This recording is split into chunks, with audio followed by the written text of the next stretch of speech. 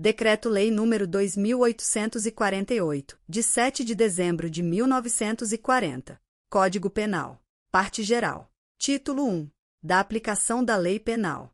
Anterioridade da lei. Artigo 1º. Não há crime sem lei anterior que o defina. Não há pena sem prévia cominação legal.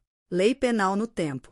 Artigo 2º. Ninguém pode ser punido por fato que lei posterior deixa de considerar crime, cessando em virtude dela a execução e os efeitos penais da sentença condenatória. Parágrafo único. A lei posterior, que de qualquer modo favorecer o agente, aplica-se aos fatos anteriores, ainda que decididos por sentença condenatória transitada em julgado. Lei excepcional ou temporária. Artigo 3º. A lei excepcional ou temporária, embora decorrido o período de sua duração ou cessadas as circunstâncias que a determinaram, aplica-se ao fato praticado durante sua vigência.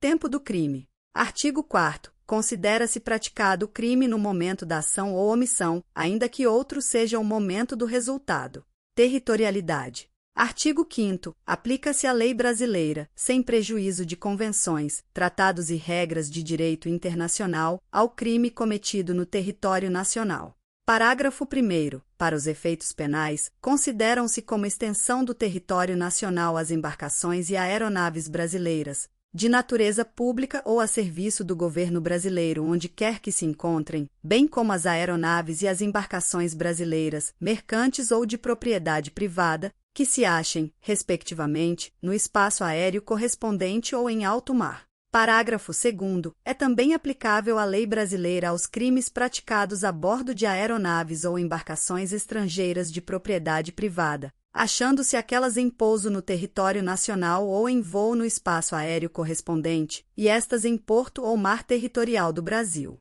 Lugar do crime. Artigo 6º. Considera-se praticado o crime no lugar em que ocorreu a ação ou omissão, no todo ou em parte, bem como onde se produziu ou deveria produzir-se o resultado.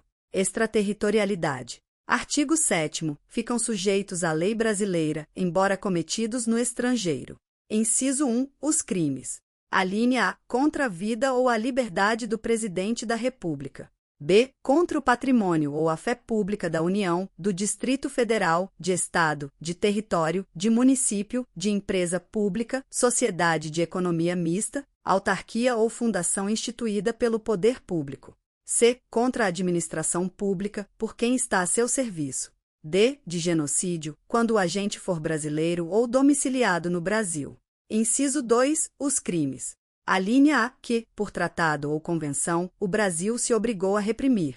B. Praticados por brasileiro. C. Praticados em aeronaves ou embarcações brasileiras, mercantes ou de propriedade privada, quando em território estrangeiro e aí não sejam julgados. Parágrafo 1º. Nos casos do inciso 1, o agente é punido segundo a lei brasileira, ainda que absolvido ou condenado no estrangeiro.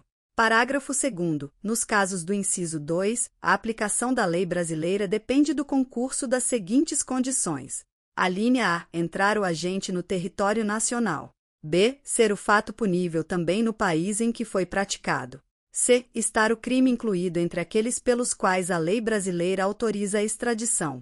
D. Não ter sido o agente absolvido no estrangeiro ou não ter aí cumprido a pena. E. Não ter sido o agente perdoado no estrangeiro ou, por outro motivo, não estar extinta a punibilidade, segundo a lei mais favorável. Parágrafo 3º. A lei brasileira aplica-se também ao crime cometido por estrangeiro contra brasileiro fora do Brasil, se reunidas as condições previstas no parágrafo anterior. Alínea A. Não foi pedida ou foi negada a extradição.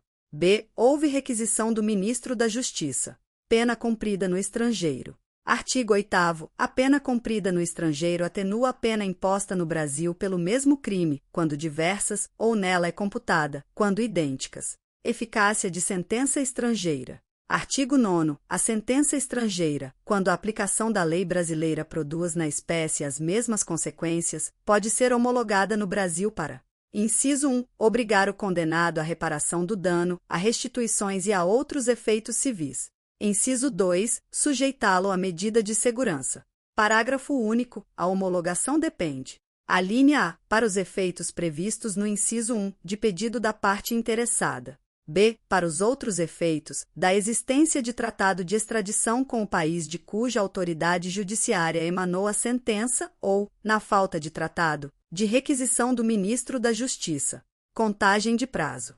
Artigo 10. O dia do começo inclui-se no cômputo do prazo. Contam-se os dias, os meses e os anos pelo calendário comum.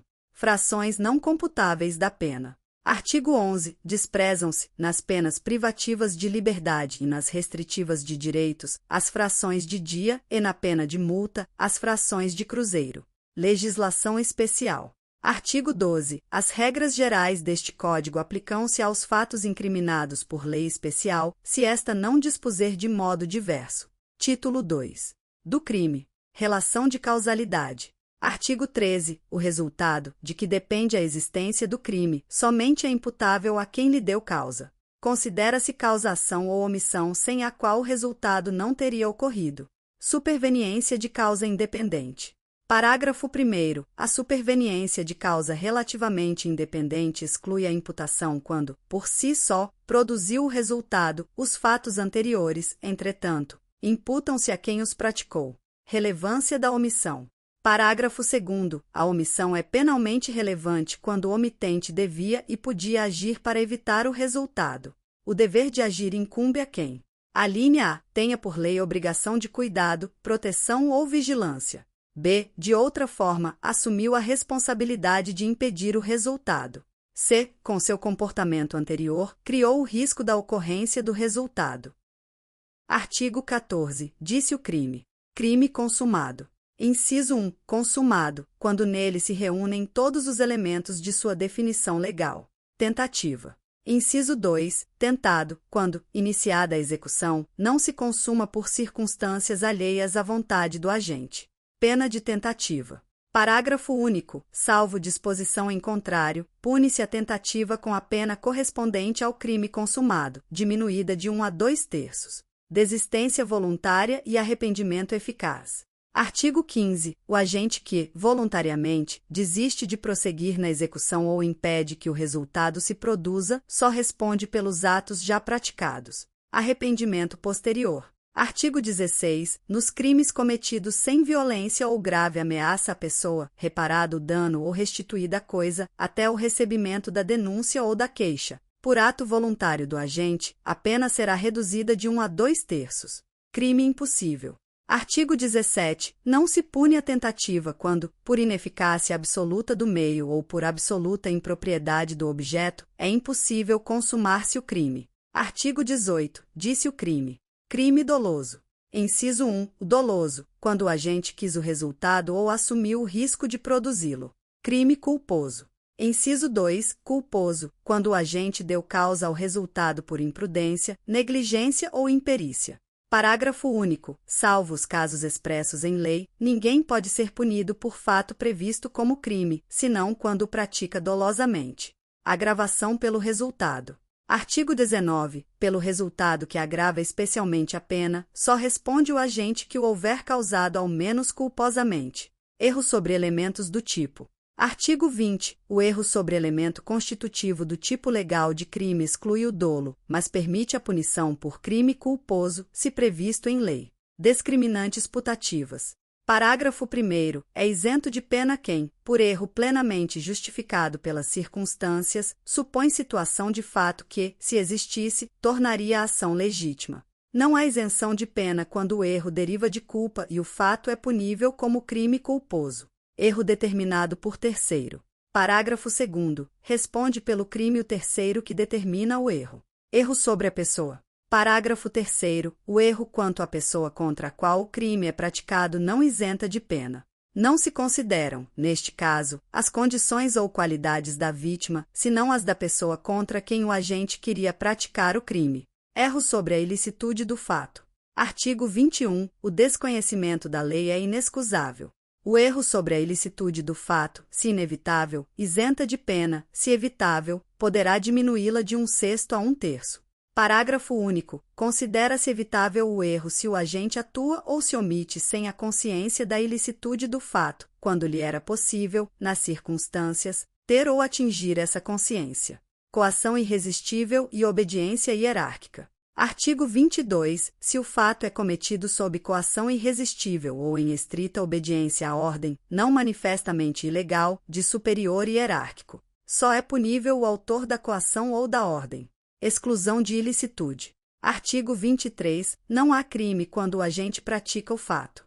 Inciso 1. Em estado de necessidade. Inciso 2. Em legítima defesa.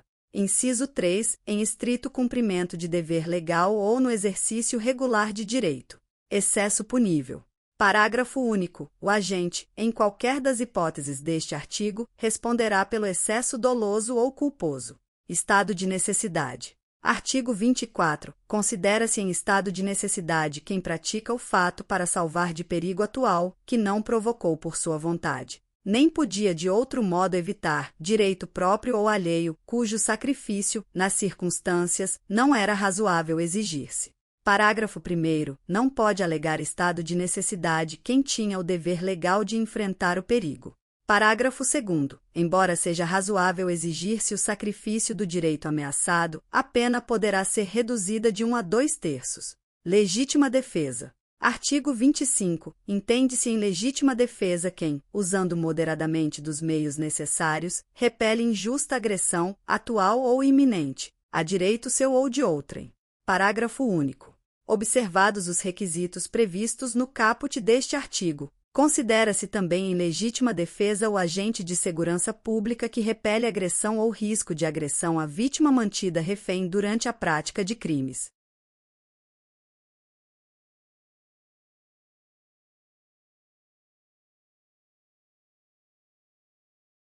Bem-vinda e bem-vindo à Legislação e Áudio com IA, onde a tecnologia cria som e imagem para democratizar o conhecimento jurídico. Aqui nós e você aperfeiçoamos juntos a tecnologia para produzir conteúdos cada vez mais precisos e acessíveis. Seu papel é vital. Para garantir melhor experiência, contamos com 2 níveis de qualidade. No nível GPT, o conteúdo é refinado pelas tecnologias com a ajuda do GPT. Agora o seu like e críticas da pronúncia e do texto são essenciais. No nível comunidade, seu vídeo foi relançado incorporando o seu desejo e o da comunidade do canal. Agora o seu like e comentários positivos decidirão a prioridade do próximo vídeo desta norma. Estamos prontos para começar, você mostrando as melhorias necessárias e nós criando novos vídeos. Sua participação é o nosso maior incentivo.